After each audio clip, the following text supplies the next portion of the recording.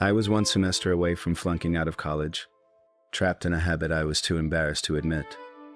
Every night became the same standoff.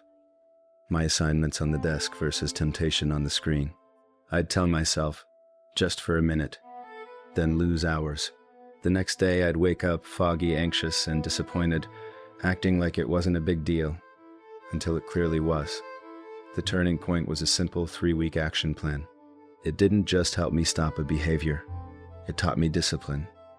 I'll share the structure I followed, but first you need to understand what's actually going on. I was stuck in a reward loop. The internet delivers instant stimulation on demand, flooding your brain with dopamine. Over time, that trains you to chase right now and ignore later. The part of your brain that cares about long-term goals, grades, health, relationships, gets outvoted by the part that wants quick relief. That's why I kept choosing the short hit over my future, then paying for it with shame and exhaustion. My wake-up call came when I failed a midterm I'd promised myself I would ace. The grade wasn't the real problem. It was what it represented, another broken promise to myself. So that night I stopped running. I researched, tested strategies, and committed to a 3-week reset. The number isn't magic, it's just long enough to build momentum and short enough to feel like a focused sprint. Here's the plan. Split into 3 equal weeks. The goal isn't to white-knuckle your way through. It's to replace the old pathway with stronger systems that last. Week 1, the reset, or also known as the detox.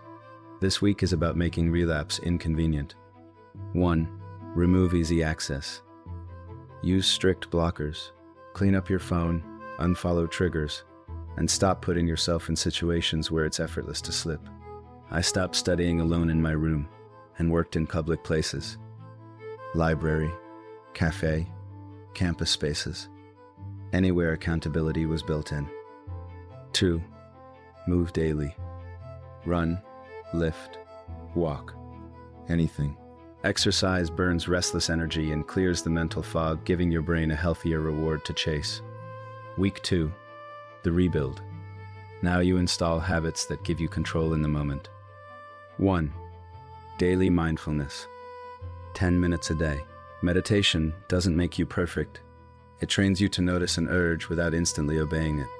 That tiny pause is where self-control lives. 2. Track your triggers. Start an urge log.